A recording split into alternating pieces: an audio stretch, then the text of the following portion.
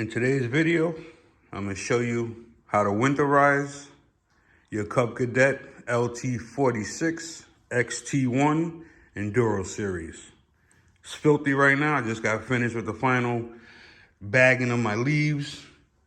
Yard work is all complete, and we're going to get at it now to set this baby up for the winter. Guaranteed springtime. You're going to have a perfect start, smooth running engine, and we're good to go, okay? There's two ways of going about it. You're gonna come to your hood, pop your hood, and you got your gas right here, okay? You can either top this off all the way up to the top until you can't put no more in there, add a fuel stabilizer with your gas, and every, I would say, 2 to 3 weeks, you're gonna start the motor and replace whatever gas you use. And you're gonna do that throughout the winter time, and you're not gonna have no issues, okay?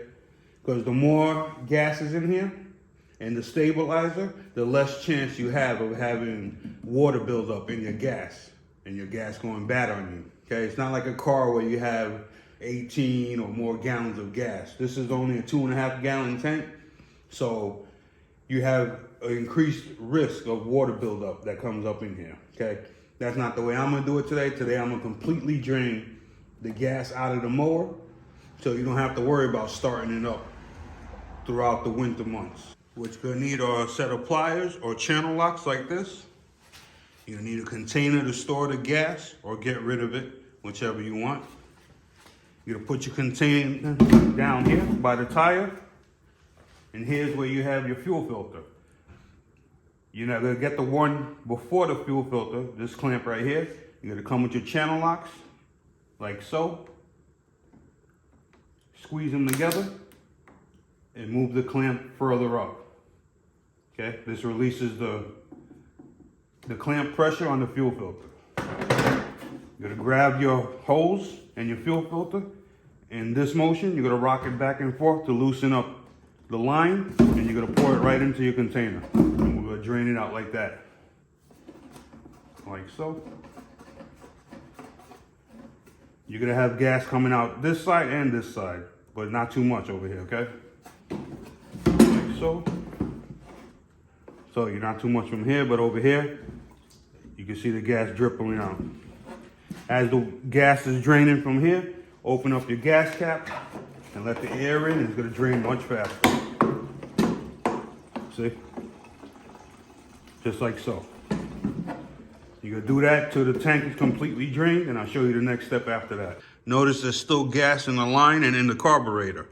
So what you're gonna wanna do now, and you're gonna crank it over. It's gonna start and stall, and you're gonna keep doing that over and over until it cranks and don't start, okay?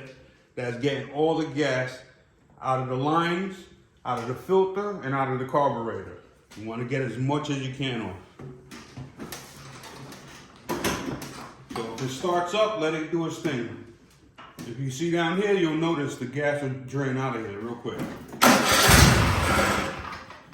So just keep doing that a couple times.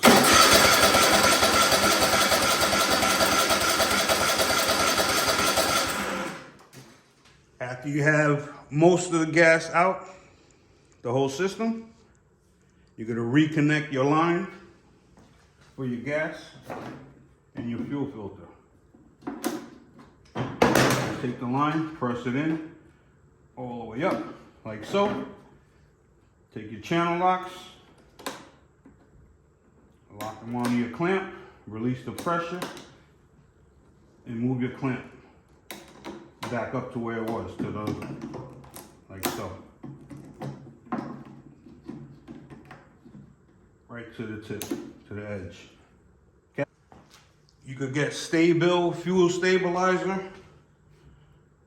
A good buddy of mine told me to use Marlboro Mystery Oil.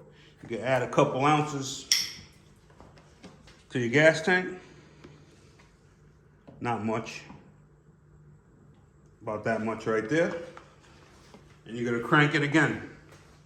And that's gonna suck what you just add, the Marlboro oil, through your system, and it's gonna lubricate and get rid of, it stabilizes the fuel, whatever's left inside the carburetor.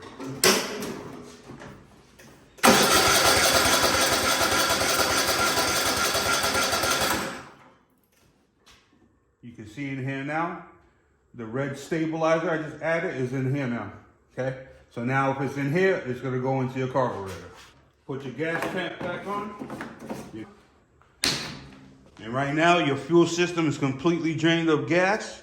All you have in there now is the stabilizer, which ain't gonna do no harm to your carburetor, your lines, or your fuel filter. So you're good to go on this end right here, okay? You're gonna clean your motor, all your dust. You want it looking nice and clean. All your leaves, all your grass buildup. Like I said, I just did the grass. You wanna clean your deck all around. Remove all the leaves you can, okay? That's good maintenance overall. After every mow, clean your deck, okay? You're gonna come to the seat, pop your seat forward. In a previous video, I showed you how to replace the battery. During the winter months, you wanna disconnect your leads, your negative and positive leads. And all you gotta do is just take off your protective cover, take these two bolts, separate them, just leave the wires sitting here so they're not making contact with the battery. Okay, that's so it doesn't drain down the battery over the winter. What we have here is a 3/8 bolt with a 7/16 nut. Hold the bolt, back off your nut.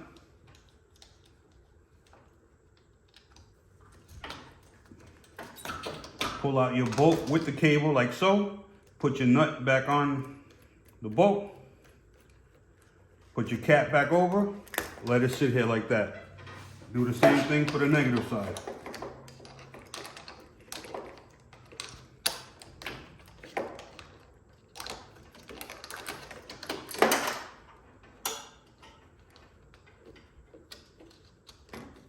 They do sell battery tenders, which basically trickle charge the battery over the winter. You plug it into the house, put your battery on the cables, and as it drains, the trickle charger will just charge up the battery, okay?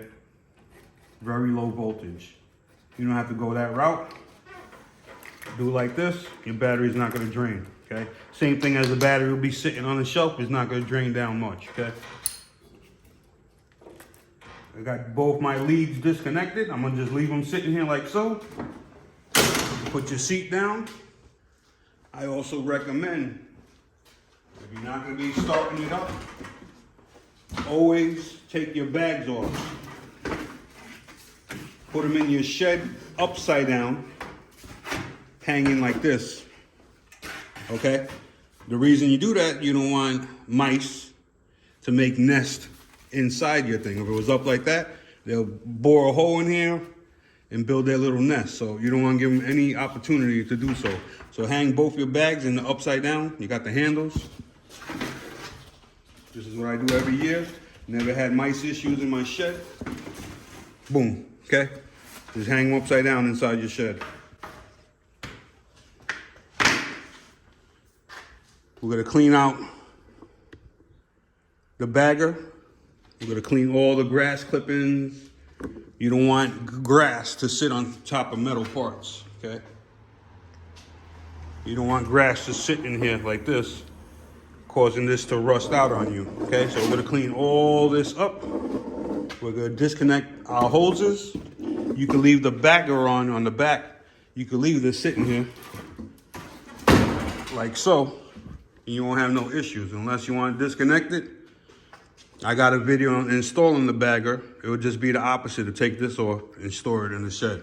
Grab your hose by the two handles, pull it out like that. And after you took it off,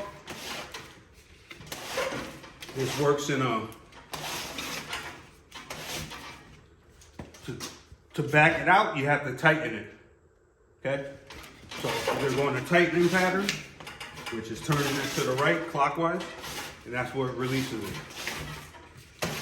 Take your hose off.